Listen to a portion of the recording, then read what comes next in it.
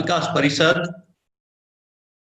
एवं जेजेड सार्स and HP Desai Commerce college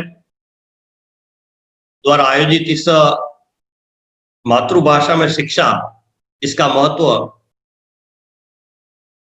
ये 28वां वेबिनार आयोजित किया जा रहा है। भारत विकास परिषद और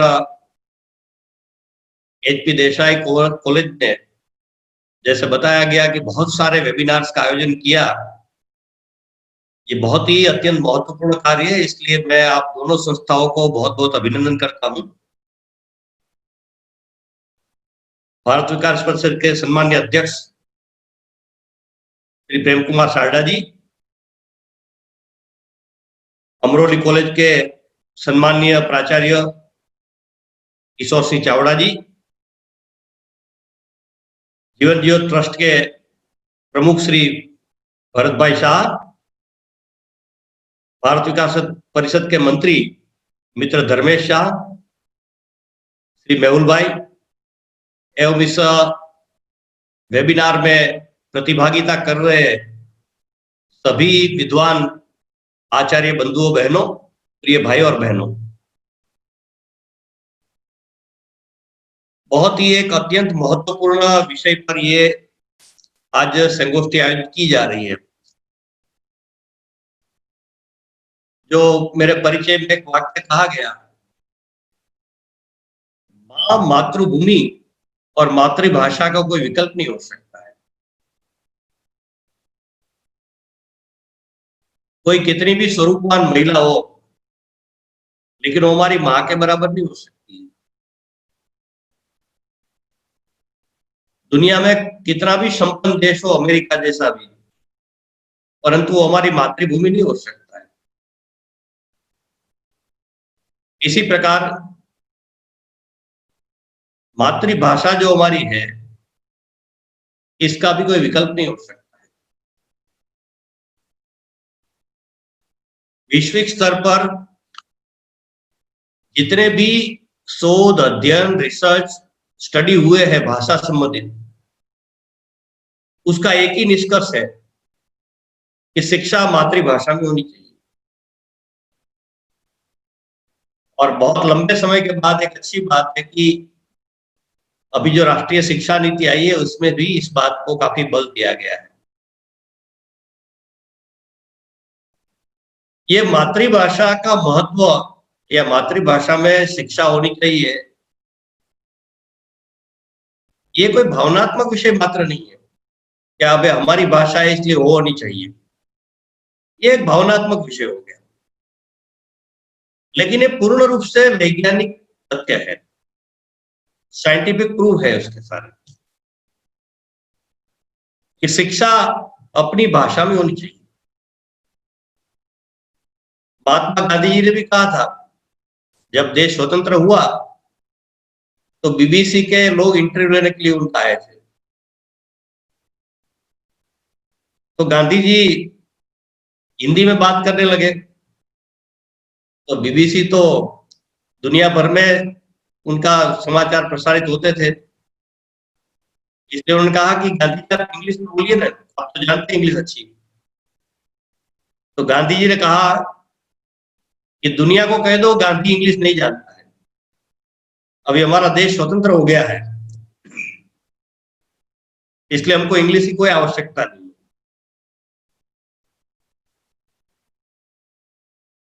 देश में जितने भी शिक्षा संबंधित आयोग गठित किए गए, कमीशन,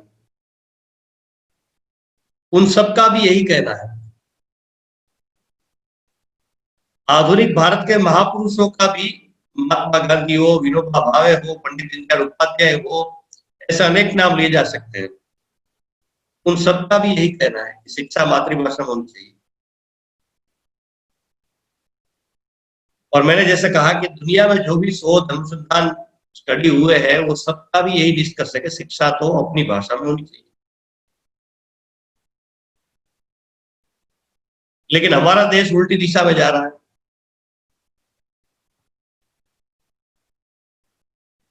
और इसका बहुत ही बड़े दुष्परिणाम हमको भुगतने पड़ रहे हैं। क्योंकि बालक का सही विकास अपनी भाषा में संभव हो सकता है। बालक भाषा कब से सीखता है? जब माता के गर्भ में होता है, वहीं से वो भाषा सीखना प्रारंभ कर देता है। तो उस भाषा में वो एक स्वाभाविकता उनकी होती है, और इसी में ही वो सही ज्ञान प्राप्त कर सकता है, कुछ सृजन कर सकता है, क्रिएटिविटी ला सकता है, अच्छा रिसर्च कर सकता है।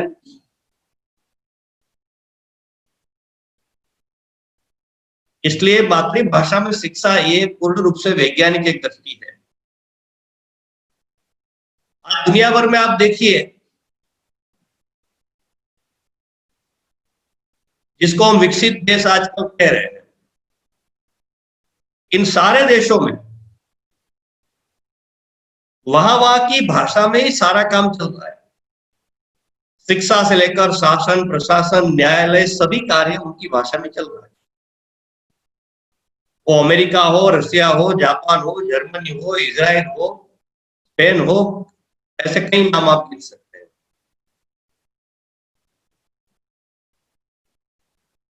इंग्लिश की जब बात करें तो 3.5-4 देश है कि जो इंग्लिश में उनका सारा काम चलता है। एक अमेरिका है, इंग्लैंड है, ऑस्ट्रेलिया है, न्यूजीलैंड है, और कुछ मात्रा में कनाडा है। क्योंकि वो उनकी मातृभाषा है, इसलिए वो इंग्लिश में काम कर रहे हैं। वो इंग्लिश भाषा के लिए इंग्लिश में काम नहीं कर रहे हैं। हमारे यहाँ एक तर्क दिया जाता है कि अभी वैश्वीकरण है, ग्लोबलाइजेशन आ गया, तो इसलिए इंग्लिश के बिना काम नहीं चल सकता। इंग्लिश विश्व भाषा है। अभी दुनिया के सारे देश जो है, चाहे जापान हो, कोरिया हो, रसिया हो, चाइना हो, इजराइल हो, जर्मनी हो, इन सबको ग्लोबलाइजेशन नहीं है उनके लिए क्या? लेकिन वहां उनकी सारी शिक्षा, चाहे मेडिकल की शिक्षा हो, चाहे इंजीनियरिंग की हो, चाहे मैनेजमेंट की हो, चाहे आईटी की हो, सब अपनी अपनी भाषा में होती है। और देश आज वो देश सिरमौर है दुनिया में।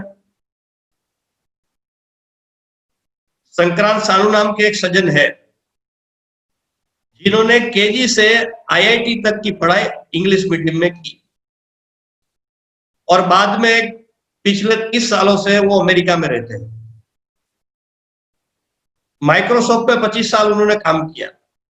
देश के कई देशों का उन्होंने प्रवास, दुनिया के कई देशों का प्रवास किया, और उन्होंने एक पुस्तक लिखी है कि अंग्रेजी भाषा का भ्रमजाल। हमने ही पहली पुस्तक उनकी छापी थी, और उस पुस्तक में कई तथ्य दिए गए हैं। एक तथ्य मात्र देता हूं कि हमारे यहाँ एक तर्क दिया था ना कि विकास की भाषा अंग्रेजी है, तो कितना गलत भ्रम है।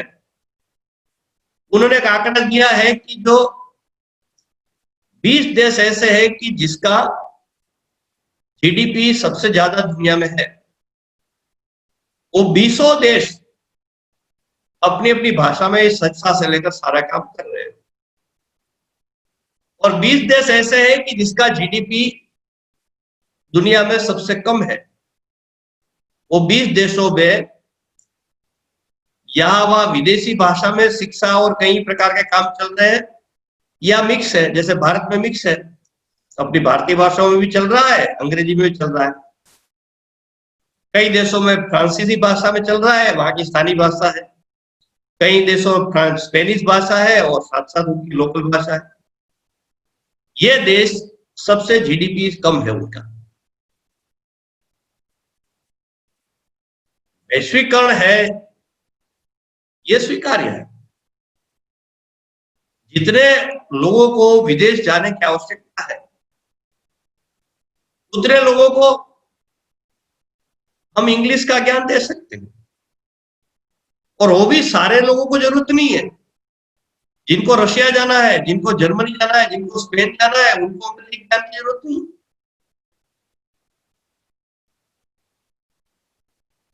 तो एक रणनीति होनी चाहिए, एक स्ट्रेटेजी होनी चाहिए कि भाई हमारे बच्चे दुनिया में जिस जिस देश में पढ़ने के लिए जाएंगे, तो एक पहले उनका एक सर्टिफिकेट कोर्स हो सकता है, कोई भी भाषा दुनिया की अधिक से अधिक 6 महीना में सीख सकते हैं हम।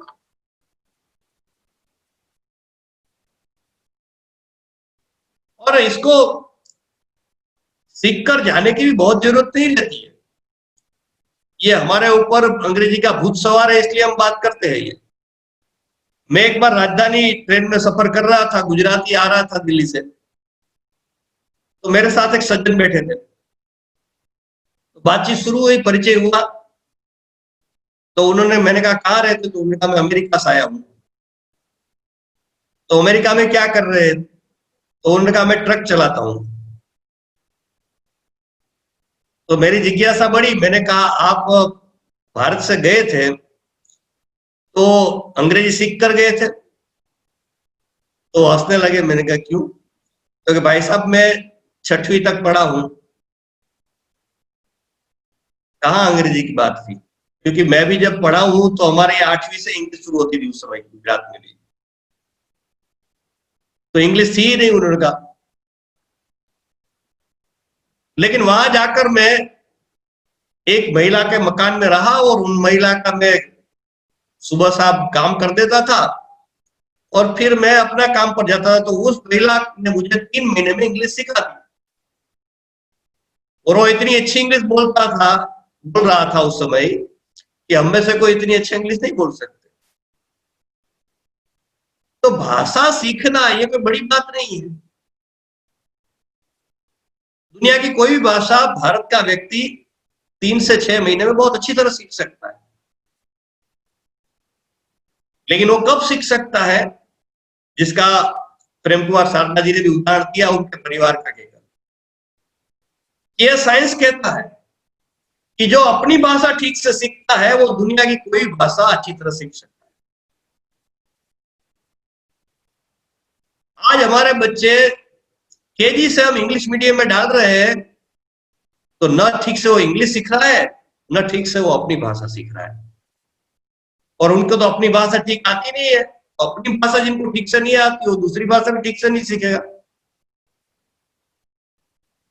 आप देखिए, आप अनुभव से करिए, कहिए बात कि जिन्होंने एक विषय के रूप में अंग्रेजी पढ़ी है और आज वो प्रोफेसर है या कोई डॉक्टर है या इंजीनियर है, जो भी है, और आज के अंग्रेजी मीडियम में केजी से एमए तक इंग्लिश सब्जेक्ट लेकर वो पढ़े हुए हैं। इस दोनों को बिठाइए, अंग्रेजी किसका अच्छा है? तो एक विषय लेकर जो अंग्रेजी पढ़े उसका अंग्रेजी ही अच्छा होगा। मेरे दादाजी थे, तो बहुत छोटे थे उस समय, तो कहते थे उनके बारे में कि 2 किताब इंग्लिश पढ़े थे,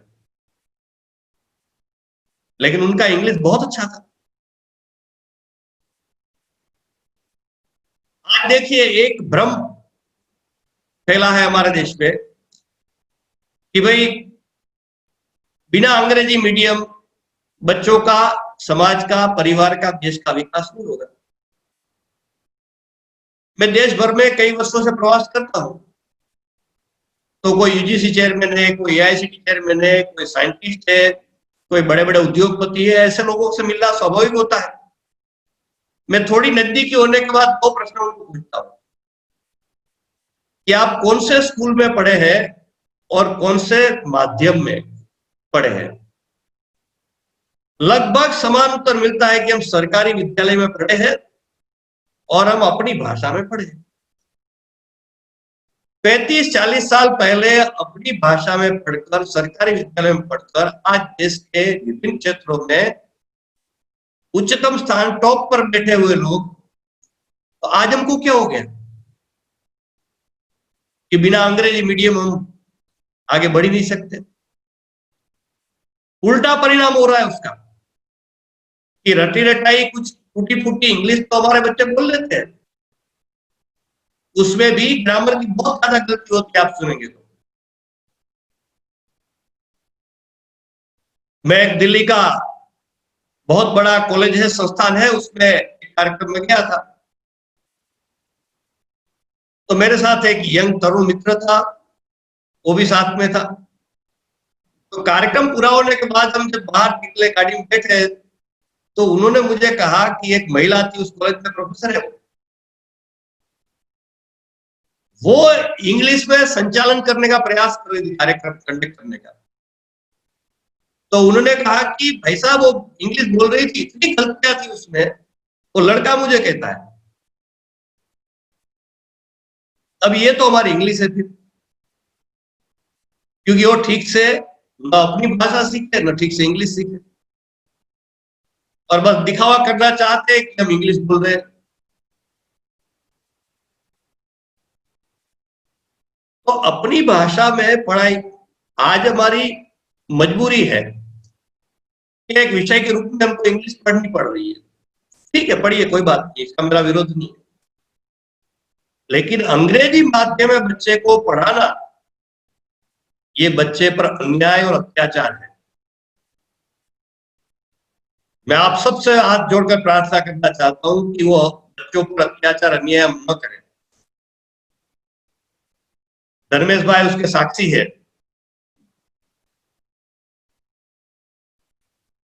तो पहली बात यह है कि जो अंग्रेजी माध्यम से ही हम विकास कर सकते हैं, वो बहुत बड़ा भ्रम है, और इससे देश को, समाज को, विद्यार्थियों को लाभ नहीं हो रहा है, बहुत बड़ा नुकसान हो रहा है।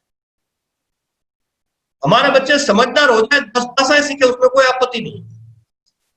जितनी अधिक भाषाएं सीखने की उनकी क्षमता हो, उतने ज्ञान की वृद्धि होगी उनकी। मेरे मित्र है श्याम, 13 भाषा जानते हैं। सुरेंद्रन है, वो 8 भाषा जानते हैं लगभग, और वो दोनों पहले अपनी भाषा में ही पढ़े हुए हैं। तो इसलिए भाषा सीखने का कोई विरोध नहीं है, वो एक ज्ञान प्राप्ति के लिए माध्यम हो सकता है। आज हम कहते हैं कि भारत को हमने नॉलेज सोसाइटी बनाना है, अच्छी बात है, बनाना चाहिए। इसलिए यूपीए सरकार के समय एक नॉलेज कमीशन बना था, राष्ट्रीय ज्ञान आयोग। तो उस ज्ञान आयोग ने बहुत अंग्रेजी की वकालत की थी, लेकिन एक वाक्य उन्होंने साथ में लिख दिया था उसमें कि भारत में सही इंग्लिश 1% लोग भी नहीं जानते। हम 250 साल से अंग्रेजी के पीछे लगे हुए हैं। जब से 1835 से जो मैकोलो की शिक्षा आई देश में, तब से हम अंग्रेजी के पीछे लगे हो गए हैं। 250 साल में 1% व्यक्ति को भी सही इंग्लिश हम नहीं सिखा सके देश में, तो भारत के 100% लोगों को इंग्लिश सिखा पाएंगे। आज भी देश में काम चलाओ इंग्लिश जानने वाले 4 से 5% लोग हैं, इससे ज्यादा नहीं है। और हम कहते हैं कि नॉलेज सोसाइटी इंग्लिश से बनेगी। तो 4-5% लोग ज्ञानवान हो जाएंगे, इससे नॉलेज सोसाइटी देश बन सकता है क्या? तो जब तक अपनी भाषा में सारी बातें हम नहीं देंगे समाज को, तब तक देश ज्ञानवान समाज नहीं बन सकता।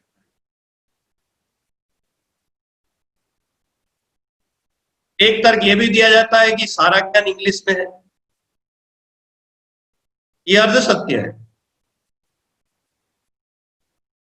आप देखिए कि विज्ञान का श्रेष्ठ ज्ञान रशियन भाषा में है,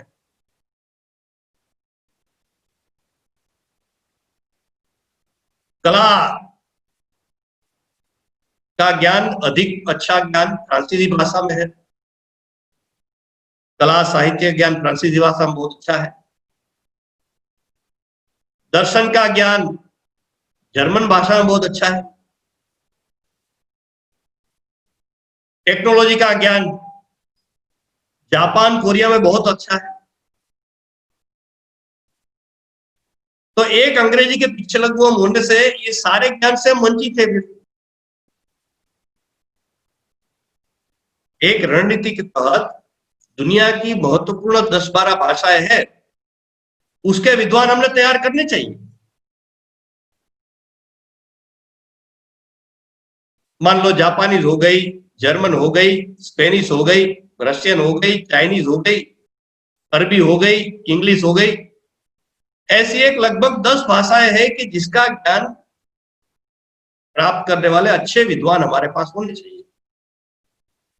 जैसे मैं कभी जापान गया नहीं, लेकिन आप जैसे मित्र कुछ जो जापान गए उन्होंने मुझे ये बात बताई है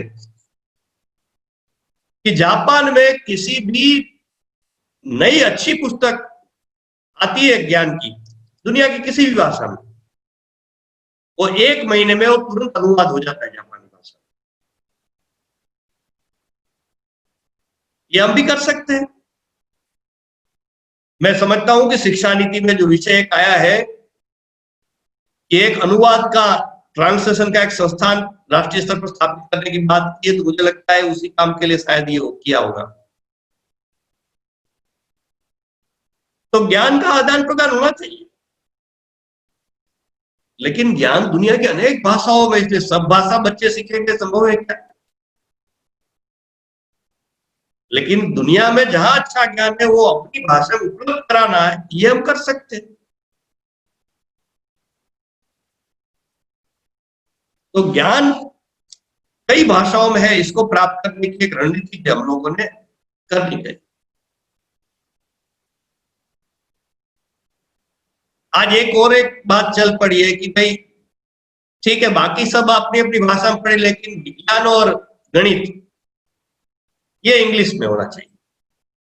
ऐसा कई राज्यों में होता है, कई स्कूलों में भी होता है, जो उनका मीडियम तो गुजराती है, हिंदी है और कोई भाषा है,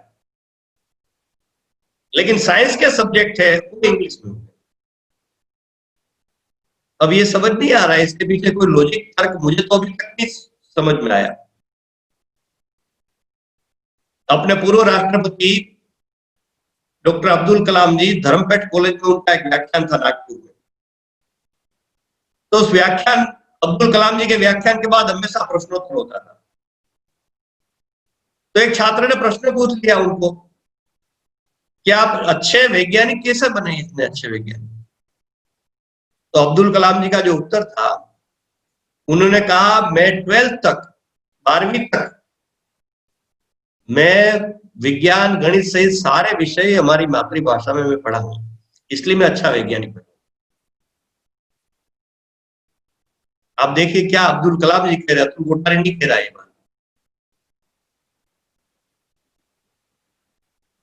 श्रीनिवास शास्त्री जी बड़े वैज्ञानिक साइंटिस्ट हो गए भारत के। उन्होंने कहा है कि इंजीनियरिंग का वो विषय था उनका, तो इंजीनियरिंग में उन्होंने कहा कि अंग्रेजी में जो इंजीनियरिंग पढ़ने वाले के बदले जो अपनी भाषा में जो काम कर रहे हैं, वो अच्छा अनुसंधान इंजीनियरिंग में कर रहे हैं। ये श्री श्रीनिवास शास्त्री जी का कथन है। पंडित मदन मोहन मालवीय, आपने नाम सुना होगा सबने। उनकी अंग्रेजी इतनी अच्छी थी, उस जमाने में तो ये परंपरा भी थी, और उनका व्यक्तित्व भी ऐसा था कि वो 2-2, 2.5 घंटे तक उनके व्याख्यान होते थे। और जो अंग्रेजी में व्याख्यान उनके होते थे, तो बड़े बड़े अंग्रेज अधिकारी उनको सुनने आते थे, इतनी अच्छी इंग्लिश थी उनकी। लेकिन वो पंडित जी कहते थे, मालवीय जी, कि मुझे स्वाभाविकता तो मेरी भाषा यानी उनकी भाषा हिंदी थी, इसलिए हिंदी में ही लगती है।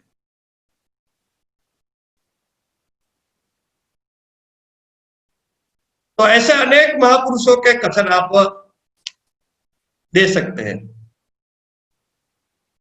अंग्रेजी का नुकसान क्या हो रहा है हम लोगों को?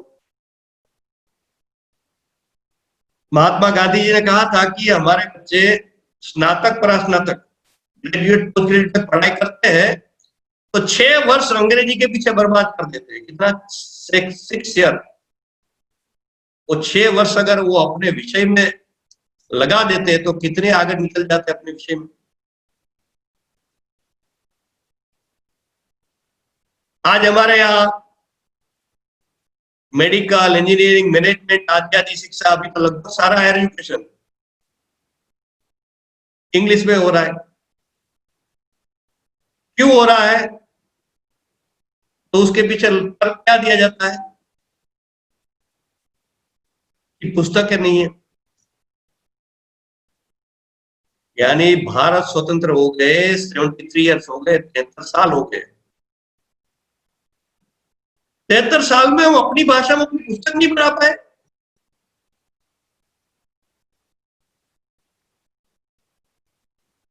तो क्या ऊपर से भगवान पुस्तक अपनी भाषा में बनाकर देगा आपको? क्योंकि हम लोगों को, अधिकतर लोगों को काम नहीं करना है। क्योंकि अपनी भाषा में पुस्तक लिखना तो इसलिए आपने समय देना पड़ेगा, रिसर्च करना पड़ेगा, अच्छा अध्ययन करना पड़ेगा, तभी होगा वो। आप देखिए, इजराइल हमारे बाद स्वतंत्र हुआ है। 1948 में इजराइल स्वतंत्र हुआ। उनका तो देश ही नहीं था, वो तो सारे दुनिया में बिखरे हुए थे, वहीं से लोग इकट्ठे आए और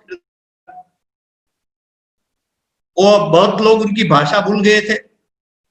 सही में वैज्ञानिक दृष्टिकोण से व्याकरणवादी ठीक से जानने वाले उनके पास 5-10 लोग भी नहीं थे, लेकिन उन्होंने तय किया कि हमारे बच्चे 2 साल पढ़ाई नहीं करेंगे तो चलेगा, लेकिन शिक्षा हम अपनी भाषा में ही देंगे। और आज देखिए इजराइल कहाँ है। इजराइल में 17 लोगों को, 17 लोगों को नोबेल पारितोषिक मिले हैं। सबने अपनी भाषा, मातृभाषा हिब्रू में ही काम किया है। छोटा सा देश है, 60 लाख की पॉपुलेशन लगभग है उनकी, और हमारा 135 करोड़ का देश एक नोबेल के लिए तरस रहा है।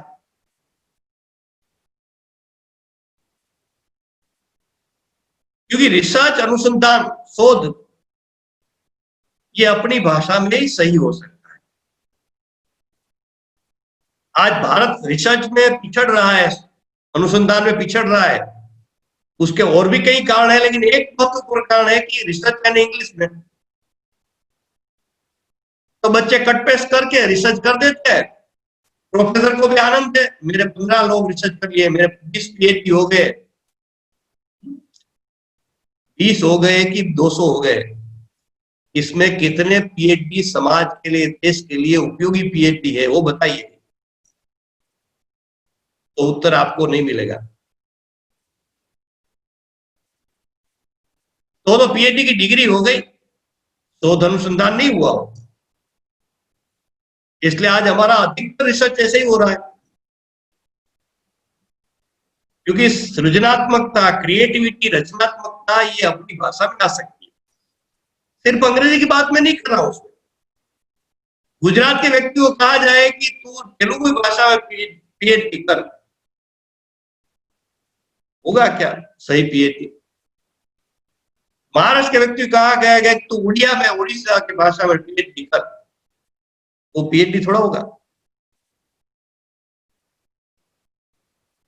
इसलिए सिर्फ इंग्लिश की बात नहीं, कोई भी वो भाषा, अपनी भाषा में ही सही शोध अनुसंधान हो सकता है, क्योंकि हमारी नेचुरल भाषा है। क्योंकि आज क्या हो रहा है कि हम पहले, उदाहरण के क्या, गुजरात के लोग अधिकतर इसमें आप लोग, तो हम गुजराती में सोचते हैं, फिर उसका इंग्लिश करते हैं और फिर लिखते हैं। कितने समय की बर्बादी हुई। गांधी जी ने 6 साल जो किया, नहीं, बहुत कैलकुलेटिव है सारी बात।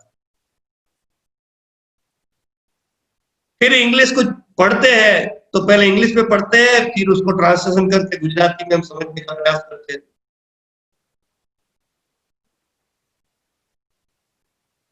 तो इस दृष्टि से शोध अनुसंधान में भी तो हमारा देश पिछड़ रहा है। उसका एक महत्वपूर्ण कारण ये है कि हम सारा कार्य अंग्रेजी में करना चाहते हैं।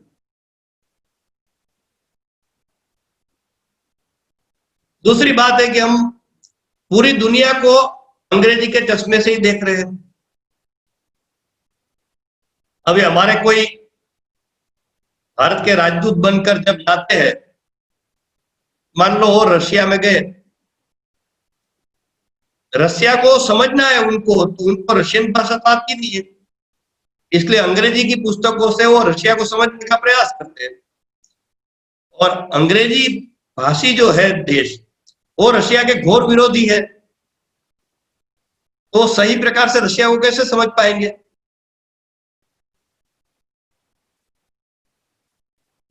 तो अंग्रेजी देश में एक लूट की भाषा बन गई।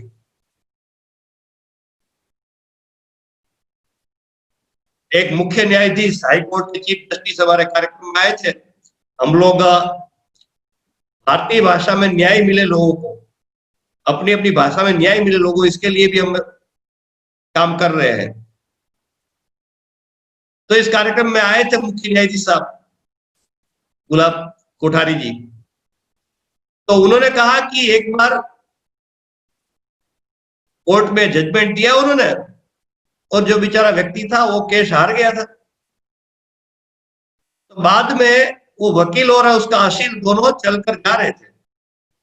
उनको मालूम नहीं था कि मुख्य न्यायाधीश साहब, चीफ जस्टिस साहब पीछे चल आ रहे हैं। तो वो जो असील था, उन्होंने पूछा जज वकील साहब को कि भाई साहब मेरे केस का क्या हुआ परिणाम? तो वकील ने हार गए थे बताया।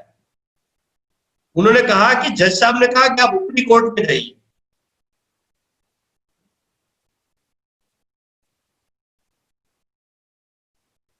क्योंकि आम आदमी बेचारा समझ नहीं पाता है, और इसमें भी न्यायालयों की भाषा, जुडिशरी की लैंग्वेज इंग्लिश, वो तो अंग्रेजी अच्छी जानने वाले वकील होंगे, उसके अलावा कोई नहीं समझ सकता है। तो सामान्य व्यक्ति बेचारा ठगा जा रहा है। आज हमारे कोई भी वस्तु आप खरीद करने जाओ तो लेबल अंग्रेजी में होगा, तो आम आदमी पढ़ ही नहीं पाता है कि क्या लिखा है। दवाई ली है तो कब ये दवाई इनकी डेड हो जाएगी वो लिखा होता है, लेकिन उनको बेचारे को समझ नहीं आता है, पढ़ नहीं पाता है। और दवाई का समय पूरा होने के बाद भी वो उपयोग कर देता है कि,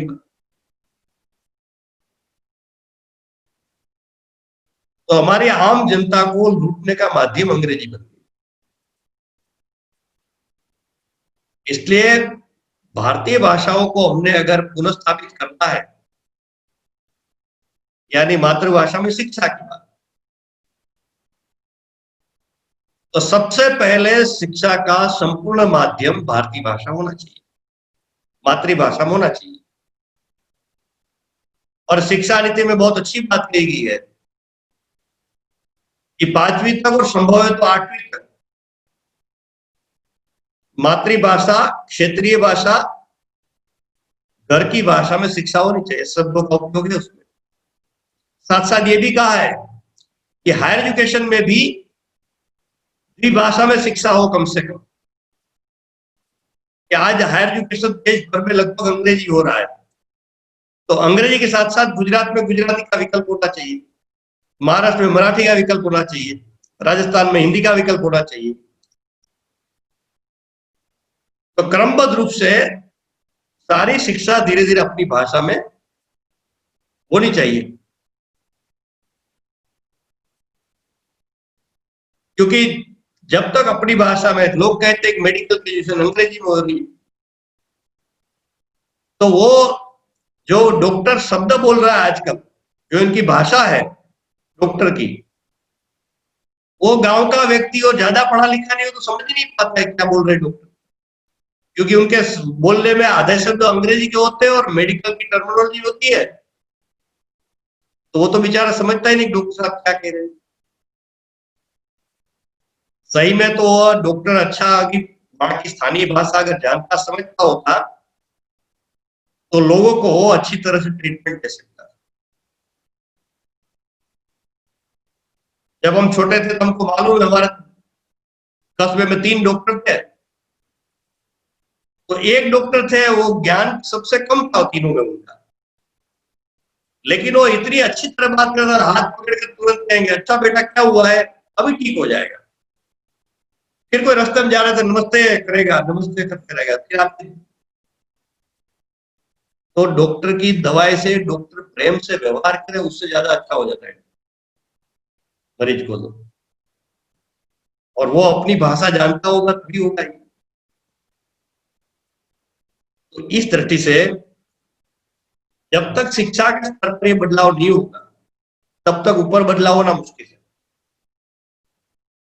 हम कहेंगे कोर्ट में वकील गुजराती में बात करे, लेकिन वो वकील अंग्रेजी मीडियम से पढ़कर आया होगा तो कोर्ट में कैसे ही गुजराती में बात करेगा।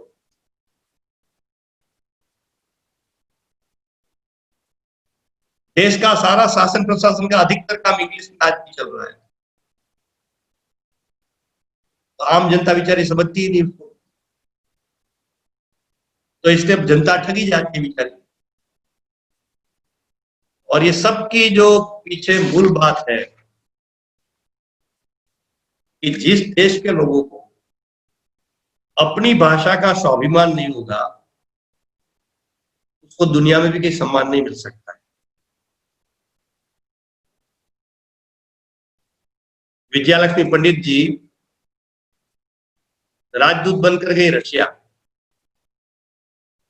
वहां एक उनको प्रेसिडेंट को एक प्रपत्र भरकर देना होता होगा फॉर्म, तो भरकर गई मिलने के लिए प्रेसिडेंट को। जैसे प्रेसिडेंट के हाथ में वो प्रपत्र दिया, रशिया के प्रेसिडेंट ने ऐसे करके कूड़े में फेंक दिया। उन्होंने क्या कहा? उन्होंने नहीं कहा कि रशिया की भाषा में आपने नहीं लिखा कि, उन्होंने कहा कि तुम्हारी कोई भाषा नहीं है क्या? तुम्हारी कोई भाषा नहीं है क्या?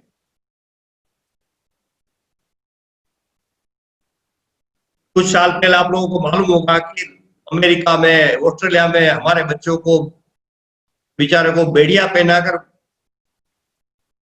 रखा गया था। तो जिस देश के लोगों को अपनी भाषा का स्वाभिमान नहीं है उसको दुनिया में कोई सम्मान नहीं मिल सकता है। हम कहते विदेश जाना है इसलिए अंग्रेज चाहिए, यहाँ अंग्रेज इसलिए चाहिए कि विदेश से लोग यहाँ आ रहे हैं इसलिए इंग्लिश चाहिए, तो हमारा तो कुछ रहा ही नहीं।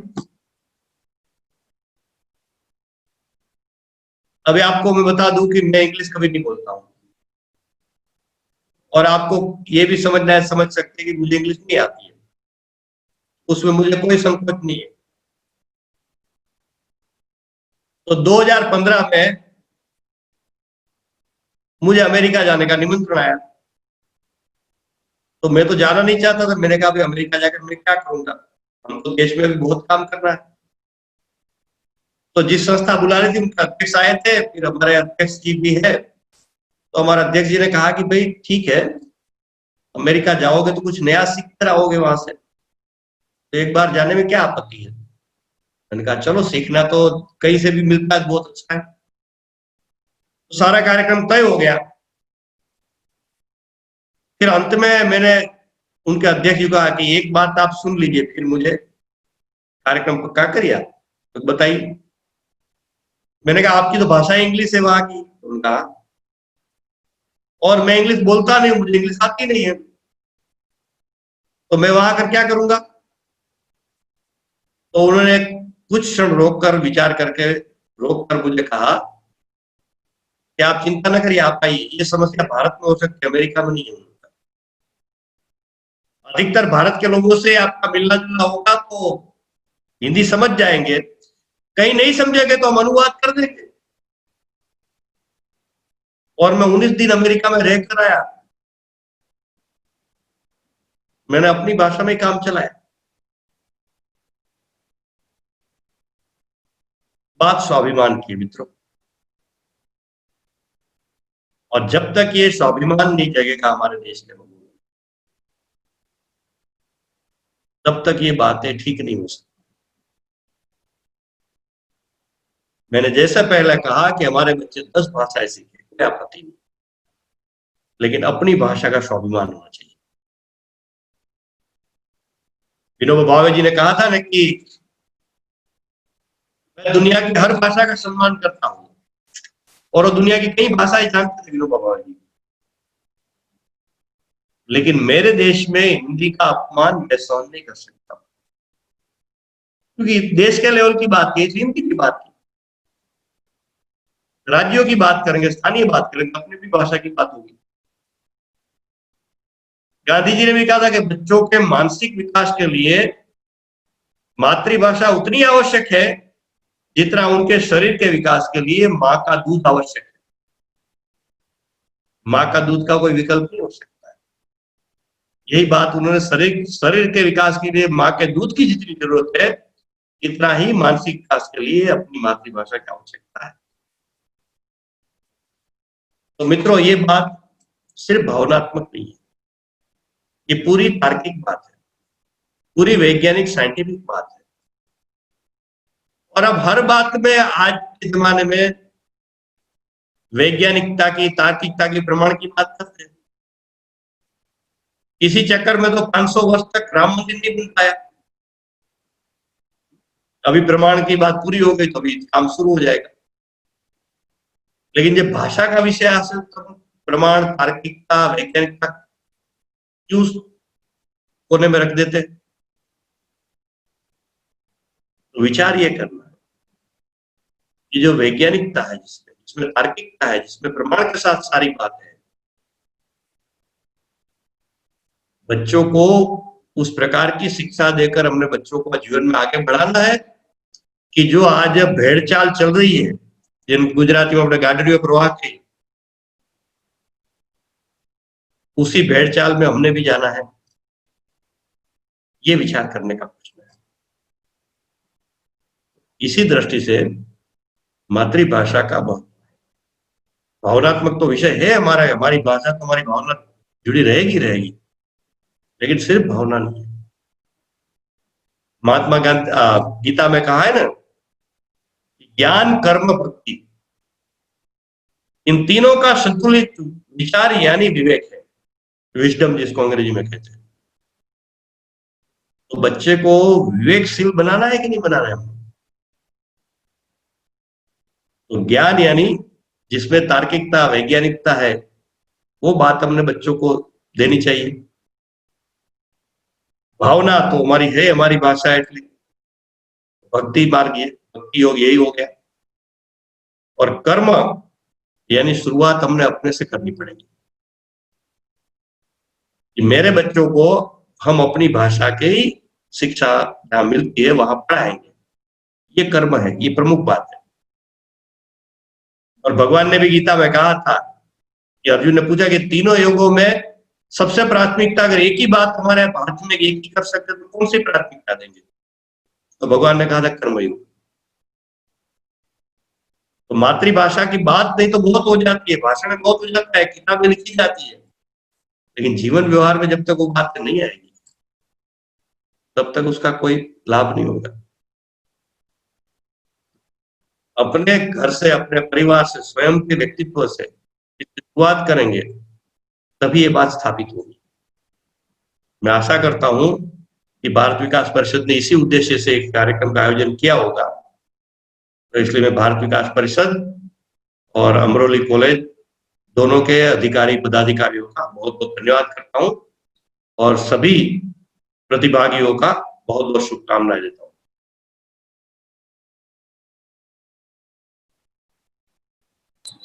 मेहुल भाई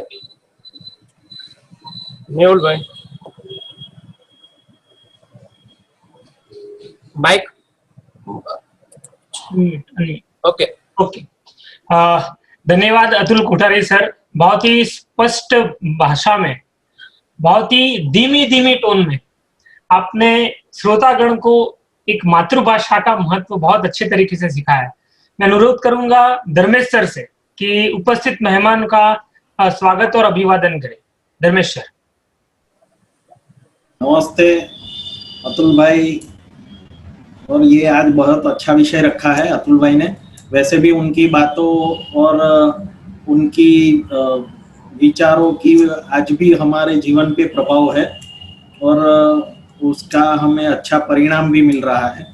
तो इस हिसाब से ही आज जो 2004 से न्यास और इनके काम देखते हुए आज जब प्री प्राइमरी में मातृभाषा का विषय आया है तो स्वाभाविक इनकी गतिविधि और इनके कार्यों का उसमें परिणाम है। तो ये बात जैसे आपने कही ऐसे ज़्यादा लोगों तक पहुँचे और ये समझ क्लियर हो, इसीलिए ये वेबिनार रखा गया है। काफ़ी लोग जुड़े हैं अलग अलग माध्यमों से जूम और बाकी अलग अलग माध्यमों से, फेसबुक, ट्विटर, इंस्टाग्राम से। यहाँ कुछ हमारे पदाधिकारी एवं गेस्ट है, सभी का तो मैं परिचय नहीं करवा पाऊंगा, लेकिन कुछ प्रमुख लोगों का परिचय करवाता हूँ। जैसे हमारे यहाँ उपाध्यक्ष है श्री रुपिन भाई बच्चीगर, जो प्रख्यात सीए है और साथ में काफी यहाँ संस्थानों से जुड़े हुए हैं और यहाँ शैक्षणिक संकुलों से भी जुड़े हुए हैं। यहाँ की गवर्नमेंट की एफआरसी कमेटी के भी मेंबर हैं और गुजरात में बिन अनामत आयोग के निगम के भी वो डायरेक्टर हैं। ऐसे ही हमारे रिटायर्ड मेजर साहब जो हमारे एसके शर्मा साहब यहाँ हमारे उपाध्यक्ष हैं, वो उपस्थित हैं। साथ में ही जैसे किशोर सिंह चावड़ा सर हैं, किशोर भाई वाघेला भी हैं जो सेनेट सिंडिकेट मेंबर बीएनएसयू रह चुके हैं, नगर प्राथमिक शिक्षण समिति के सदस्य रह चुके हैं। हमारे एक विभागीय सह मंत्री श्री रणजीत भाई चौधरी भी उपस्थित हैं, जो भारत विकास परिषद दक्षिण प्रांत के विभागीय सह मंत्री हैं। और काफी हमारे ऐसे पदाधिकारी गण, कोषाध्यक्ष श्री सलूजा जी, नरेश भाई सेठ, वीरेंद्र जी सरदार, ऐसे काफी और काफी अलग राज्य से एवं गुजरात के अलग अलग स्थानों से भी यहाँ लोग उपस्थित हैं। प्राध्यापक है, शिक्षक है, शिक्षा संस्थानों से जुड़े हुए लोग हैं, विद्यार्थी गण हैं। तो इन सभी को आज हम यहाँ इस वेबिनार में उनको आमंत्रित, वो हमारे निमंत्रण को मान देकर आए हैं, तो हम उनका स्वागत और अभिवादन करते हैं। आभार। मेहुल सर। धन्यवाद धर्मेश सर। कोठारी सर, एक क्वेश्चन आया है कि स्टूडेंट की पढ़ाई के रिगार्डिंग कई बार ये होता है कि पेरेंट्स खुद का ये नहीं होता, बट कई बार देखा देखी की वजह से या किसी के फोर्स की वजह से, मतलब गिल्टी पेरेंट्स कई बार ये सोचते हैं कि इसका बच्चा इंग्लिश में पढ़ रहा है तो हमारा क्यों नहीं पढ़े, बस यही लॉजिक से वो ड्राइव होते हैं और इंग्लिश मीडियम में चले जाते हैं बच्चे को। तो इसको हम कैसे हैंडल करें? वही मैंने कहा ना कि ये गाडरियो प्रवाह જેવી વાતો ચાલતી હોય છે। તો લોકોમાં જે આજે વેબિનારનું આયોજન થયું છે, મને લાગે છે એનો ઉદ્દેશ એ જ છે સાચો, કે લોકોમાં સાચી સમજ વિકસિત કરવી। ધર્મેશભાઈ બેઠા છે, એમને તમે વ્યક્તિગત પણ પૂછી શકશો, એમને પણ એવું જ થયું હતું જ્યારે એમના બાળકને સ્કૂલમાં બેસાડ્યા ત્યારે, કે એના પૂરો પરિવાર અને આસપાસના લોકોને બધા એના વિરોધમાં જતા હતા કે છોકરાઓને ઇંગ્લિશ મીડિયમમાં બેસાડો, પણ ધર્મેશભાઈ નિર્ણય કર્યો કે નહીં ભાઈ, ગુજરાતી મીડિયમમાં જ ભણાવવા છે મારે। તો વાતાવરણ સાચી વાત છે તમારે आज એવું બની ગયું છે કે ભાઈ અંગ્રેજી में पढ़े, आसपासના છોકરાઓ અંગ્રેજી ભણે એટલે આપણે અંગ્રેજીમાં ભણાવવા। તો મારી એટલી જ વાત છે કે આપણે આ વિષયને આગળ વધારવો જોઈએ। આજે જેમાં એક વેબિનાર તમે આયોજિત કર્યો, બહુ સારું કામ થયું, પણ આ સાંભળનારામાં જે લોકો છે, અનેક કોલેજના પ્રોફેસર હશે, અનેક સ્કૂલના લોકો હશે, વિભિન્ન સંસ્થાઓના હશે, શિક્ષકો હશે, પ્રિન્સિપાલ હશે, તો પોતપોતાની સંસ્થાઓમાં પણ આ પ્રકારના કાર્યક્રમોનું આયોજન કરવા જોઈએ, જેનાથી એક સાચી સમજ લોકોમાં આવે। તો પછી ધીરે ધીરે સમજ વિકસિત થશે તો વાતો ઠીક થતી જશે કે હા ભાઈ ઇંગ્લિશ એક ભાષા તરીકે તમે શીખવાડો, કાંઈ વાંધો નહીં, સારી છે, અને એનો જ વધારે લાભ થશે ઇંગ્લિશની દ્રષ્ટિએ પણ। તો જ્યારે એ બધી વાતો લોકોના સમજમાં સારી રીતે આપણે લઈ આવીશું તો પછી ધીરે ધીરે સુધારો થતો જશે। Okay, thank you sir. मैं अनुरोध करूंगा नरेश भाई सेठ सर को, वेबिनार टीम से रिक्वेस्ट है, नरेश भाई सेठ को अनम्यूट कीजिए। नरेश भाई सेठ सर, अपना क्वेश्चन रखिए।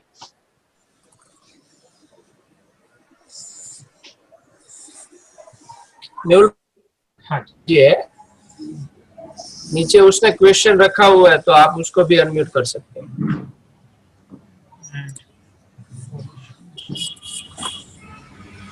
स्नेहल कुमार तन्ना जी, आपको हम अनम्यूट कर रहे हैं, तो आप अपना क्वेश्चन रखेंगे।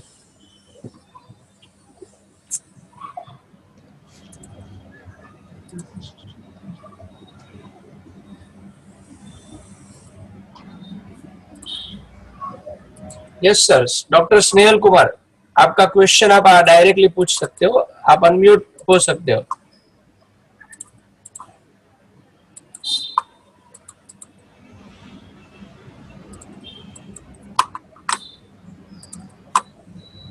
સર રિક્વેસ્ટ મોકલી છે પણ નથી એક્સેપ્ટ यस ओके, नहीं तो हम डायरेक्ट ले लेते हैं उसके क्वेश्चन सर।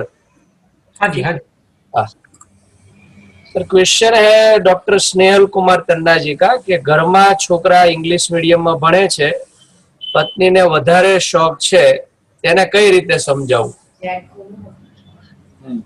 જી કોઠારી, વાત એ જ વાત પુનરાવૃત્તિ છે, કારણ કે મહિલાઓને શું છે કે આસપાસના બાળકો અંગ્રેજી મીડિયમમાં ભણે છે એટલે અમારે ભણવા જોઈએ, એ વાતાવરણને કારણે મહિલાઓનો આગ્રહ સ્વાભાવિક હોય છે, પણ આપણે એને સમજાવવું જોઈએ. ખાલી આપણો થોપી ન બેસાડાય કોઈ પણ નિર્ણય ઘરમાં, કારણ કે ઘરમાં નિર્ણય લેવો હોય તો પતિ પત્ની મળીને નિર્ણય લેવો જોઈએ. તો એને સારી વાતો સમજાવવી જોઈએ.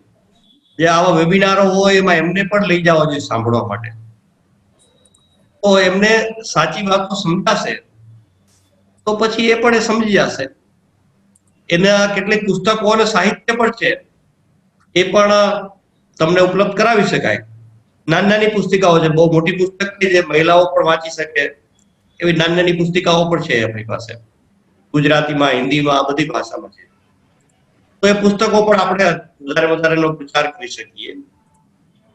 અને જે આપ વાત કરી ભાઈ સ્નેહલભાઈ, બહુ મહત્વની છે.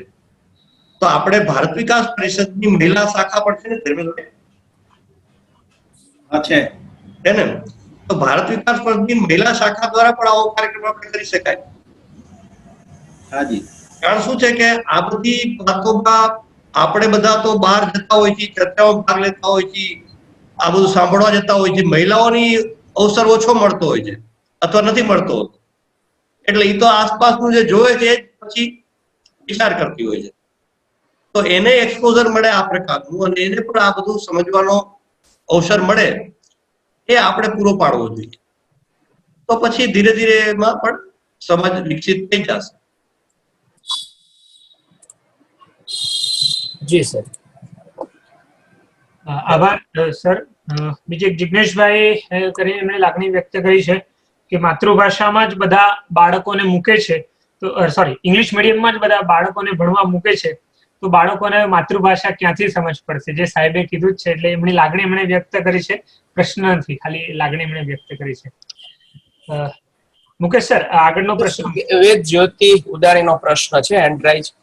મેડમ, આપના ડેસ્ક સામે એક લિંક આવતી હશે અને આપ જાતે અનમ્યુટ કરી શકો છો, અહીંથી રિક્વેસ્ટ મોકલી દીધી છે. વેદ જ્યોતિ મેડમ. હાજી યસ યસ. હાજી, નમસ્કાર અતુલભાઈ. નમસ્કાર જી, આ આપે કહ્યું કે અનુસંધાનમાં પણ જે માતૃભાષામાં ભણ્યા છે એ લોકો જ વધારે આગળ આવે છે. તો આવા જે સ્ટેટિસ્ટિક હશે, આવા જે આંકડા મળશે, આવા સર્વે, તો એવું કોઈ અભ્યાસ કે એવું એનું સાહિત્ય કોઈ સૂચવી શકો તો? નહીં, એવું કોઈ સાહિત્ય તો અત્યારે આપણી પાસે ઉપલબ્ધ નથી, પણ જે મેં કેટલાક ઉદાહરણો આપ્યા એવા વિદ્વાનોએ વાત કરેલી છે. જેમ કે આપણા વૈજ્ઞાનિકની વાત કરીએ તો જગદીશચંદ્ર, શ્રીનિવાસ રામાનુજન, શ્રીનિવાસ શાસ્ત્રી, અબ્દુલ કલામ, પ્રફુલ્લચંદ્ર રાય, એવા અનેક ઉદાહરણો લઈ શકીએ. આ બધા ભારતના શ્રેષ્ઠ વૈજ્ઞાનિકો છે. એ બધા પોતે માતૃભાષામાં જ ભણેલા છે.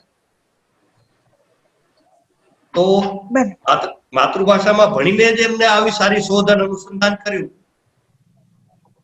તો એ આપણી પાસે એવા ઘણા બધા પ્રમાણો છે. અને મેં જે એક ઉદાહરણ આપ્યું તો એની પર કામ કરી શકાય.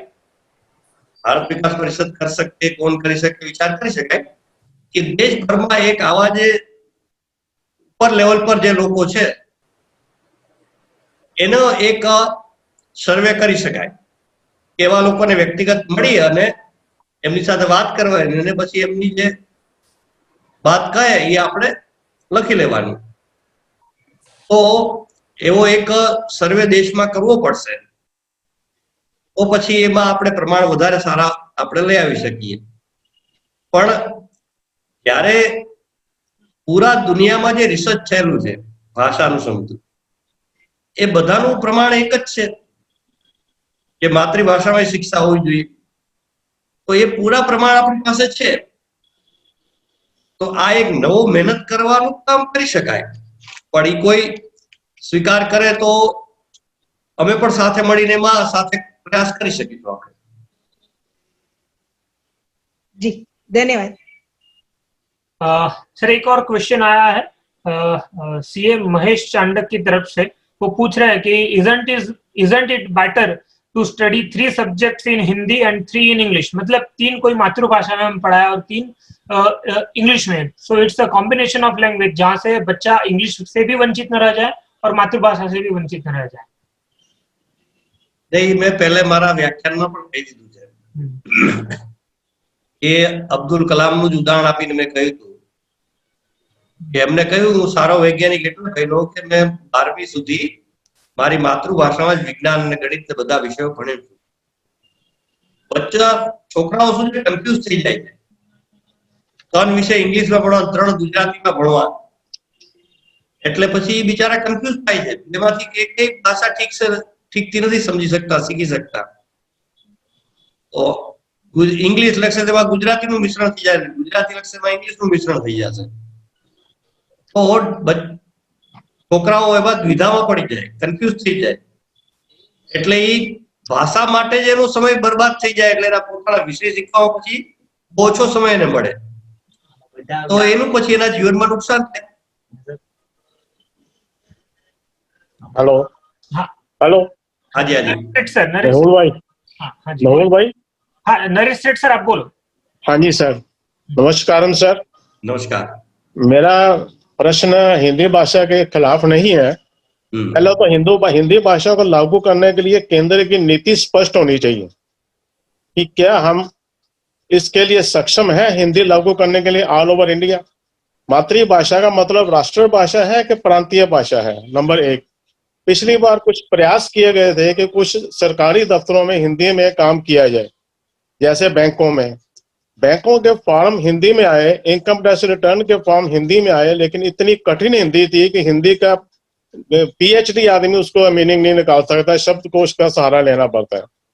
क्या इसके लिए कोई तैयारी होनी चाहिए? नंबर 2, रिजर्वेशन के चलते हमारे बच्चों को जहाँ एडमिशन नहीं मिलता जनरल कैटेगरी में, उच्च शिक्षा के लिए बाहर जाना पड़ता है, तो उनके रास्ते में जो मातृभाषा आगे नहीं आएगी उच्च शिक्षा लेनी हो तो?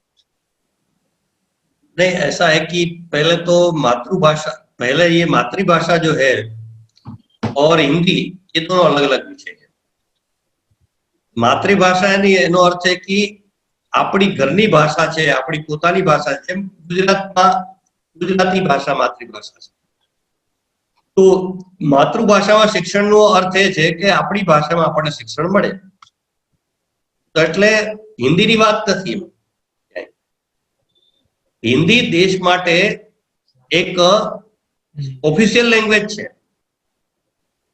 इसलिए उसका जो केंद्र का काम सारा होगा सेंट्रल गवर्नमेंट का, वो हिंदी में इंग्लिश में दोनों में होना चाहिए, ऐसा एक प्रावधान है.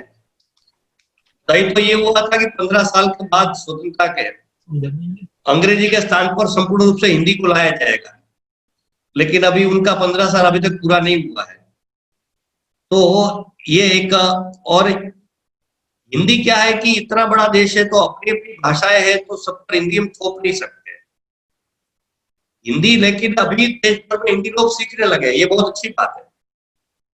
जैसा तमिलनाडु में अभी नई राष्ट्रीय शिक्षा नीति आई, तो वहां के राजनीतिक पक्ष, सबसे बड़े जो राजनीतिक पक्ष जो सत्ता में है और विपक्ष में, दोनों ने विरोध किया. इसमें हिंदी की तो बात कहीं पूरी पॉलिसी में आप पढ़ेंगे तो हिंदी का हक कहीं नहीं लिखा है. मातृभाषा, भारतीय भाषा, अपनी भाषा, स्थानीय भाषा, ऐसे शब्दों का उपयोग है सब. तो भी उन्होंने विरोध किया. लेकिन इस बार पहली बार हुआ तमिलनाडु में कि जनता से आवाज उठी कि नहीं भी हमको चाहिए त्रिभाषा फॉर्मूला, हमको हिंदी भी चाहिए, ऐसे भी बहुत लोगों ने कहा. तो इसलिए वहां राजनीतिक विरोध भी फिर बंद हो गया. तो हिंदी देश के लिए एक भाषा है, क्योंकि सारे देश को जोड़ने के लिए कोई भाषा चाहिए, तो वो हिंदी है, स्वाभाविक है. लेकिन शिक्षण की बात है, शिक्षा की बात जब तक है तब तक अपनी भाषा में शिक्षा ये माध्यम होना चाहिए. तो ये एक महत्वपूर्ण बात है. आरक्षण का विषय एक बहुत अलग विषय है, इसका भाषा से कोई जुड़ाव विशेष रूप से नहीं होता है. तीसरी बात जो आपने कही कि हायर एजुकेशन की बात है, तो मैंने उदाहरण भी दिया था कि जब आज से 10, 15, 20 साल पहले हायर एजुकेशन भी अपनी अपनी भाषाओं में था देश भर में, या इंग्लिश मीडियम में भी था, जैसे मैनेजमेंट, इंजीनियरिंग, ये सब इंग्लिश मीडियम पहले से है। लेकिन उस समय इंग्लिश मीडियम स्कूल थे ही नहीं, तो अपनी अपनी भाषा में पढ़कर लोग बहुत अच्छे डॉक्टर, बहुत अच्छे इंजीनियर, बहुत अच्छे साइंटिस्ट बने। तो इसमें कोई समस्या नहीं आती। जैसे मैंने उदाहरण में भी कहा था कि जो अपनी भाषा ठीक से सीखता है वो दुनिया की कोई भाषा ठीक से सीख सकता है। तो बच्चे एक भाषा के रूप में इंग्लिश पढ़ेंगे तो उसका इंग्लिश बहुत अच्छा होता है। इंग्लिश मीडियम की तुलना में एक विषय के रूप में इंग्लिश पढ़ता है, उसका इंग्लिश ज्यादा अच्छा होता है। तो इसलिए इंग्लिश मीडियम की आवश्यकता नहीं है उसमें। धन्यवाद। मैं अनुरोध करूंगा मेजर शर्मा सर से अपनी बात रखें। इनके बाद मैं प्रेम सारदा सर के पास आऊंगा। शर्मा सर। सर, मैं एक चीज नहीं समझ पाया हूं कि फौज में आज से 23 साल पहले एक रात को हुक्म जारी हुआ कि 15 दिन के बीच में पूरी आर्मी में वर्ड ऑफ कमांड हिंदी में होगा, और 15 दिन से पहले 10 दिन में पूरी इंडियन आर्मी में वर्ड ऑफ कमांड हिंदी में होने लग गया। उसके बीच में एनडीए, आईएमए और दूसरे यानी कि जो ऑफिसर्स यहाँ से पास आउट होते हैं वहाँ पर भी वर्ड ऑफ कमांड हिंदी में होना शुरू हुआ। तो ये क्यों नहीं आने हमारे यानी, मैं जो समझता हूँ कि हमारी यानी कि जो राजनीति के बीच में कमी खोट है। अगर ये कहा जाता है कि अपने भाषा के ऊपर गर्व होना चाहिए, बिल्कुल मानता हूँ, 100% मानता हूँ, लेकिन फिर मदरसे जो हैं, मदरसों के बीच में आज तक भाषा बदली क्यों नहीं हुई? वहाँ उर्दू क्यों चल रहा है? वहाँ पर यानी कि मौलवी ही क्यों पढ़ाते हैं? वहाँ का यानी जो सिलेबस है कि हमारे किसी दूसरे यानी पढ़ाने शिक्षा है उसके साथ तालमेल क्यों नहीं बैठता है? फिर मैं आपको दूसरा एग्जांपल बताता हूँ कि हम जर्मन गए थे, आर्मी ट्रेनिंग के लिए जर्मन गए थे। वहाँ के आर्मी का कोई भी आदमी इंग्लिश, उनकी अपनी लैंग्वेज के अलावा कोई दूसरी लैंग्वेज बोलता नहीं। और उन्होंने हमें बताया कि हिटलर की ज़बान में, हिटलर ने जो हमें बताया था, जो हमें गर्व है फौजी होने के नाते, कि अगर जर्मन ऑफिसर्स हों, British NCO non commission officer हों जो जवानों को कमांड करते हैं, और जवान अगर हिंदुस्तानी हो तो खुदा की बनाई फौज भी नहीं हरा सकती। गर्व हुआ आपने को। तो गर्व हिंदुस्तान के बीच में हुक्म जारी करने के बीच में कमजोरी है, लोगों को सीखने में और चलने में कोई तकलीफ नहीं है। ये मेरा मानना है। नहीं मेजर साहब, आपकी बात बिल्कुल सही है, लेकिन क्या है कि फौज में जो अनुशासन है वो समाज में नहीं है, ये एक बड़ा प्रश्न है। जी नहीं, एक मिनट सर, मैं आपको टोक रहा हूँ। देखिए मेजर साहब, इसमें डिस्कशन करेंगे तो हम घंटे भर डिस्कस नहीं कर रहा हूँ सर। आपने अपना मत किया, मैं अपना मत बता देता हूँ, या तो आप अपनी बात बता दीजिए, प्रश्न नहीं है, आप अपनी बात बता दीजिए। सर मैं आपसे डिस्कस करने की हिम्मत ही नहीं कर सकता। नहीं नहीं, ऐसा नहीं है डॉक्टर साहब, समय नहीं है। आप तो, हम मिलेंगे तो आप जरूर हमारे साथ डिस्कशन, हमसे भी आप ज्यादा जानकारी होगी आपको, मैं समझ रहा हूँ। सर नहीं, मैं बताता हूँ, वहाँ की फौज के बीच में एक असूल है कि हुक्म मानना है। अगर आप हुक्म दे देंगे मानना पड़ेगा। अभी वहाँ पर हर एक आदमी जिंदगी के बीच में तरक्की चाहता है। अगर कोई जवान नायक या हवलदार बनना चाहता है, उसको हिंदी 3rd पास करना जरूरी है। Otherwise chief of army staff क्या, प्रधानमंत्री और प्रेसिडेंट तक उसको प्रमोट नहीं कर सकते। तो वो बड़े शौक से हिंदी पढ़ता है, पास होता है और जेसीओ बनता है। तो ये लागू कराने की हमारे में हिम्मत नहीं है। दूसरी बात, आपको याद होगा कि पंजाब के बीच में जब टेररिज्म चला था, पूरा हिंदुस्तान मान चुका था कि यहाँ पर खालिस्तान कोई रोक नहीं सकता है। लेकिन जिस दिन desire of centre, political desire बदली हुई, 15 दिन में खालिस्तान खत्म होकर रह गया था, because only power was given to Gill. तो ये मेरे मैं सोचता, मेरी सोच गलत होगी, लेकिन मैं सोचता हूँ कि किसी हुक्म को जबरदस्ती ही लागू करना पड़ेगा। दूसरी उदाहरण मेरा है, ऑस्ट्रेलिया की प्राइम मिनिस्टर लेडी थी, उसने साफ कह दिया था मुसलमानों के लिए कि भाई अगर आपने ऑस्ट्रेलियन की तरह रहना है तो you are most welcome, otherwise by next Wednesday you be out. And they followed the order.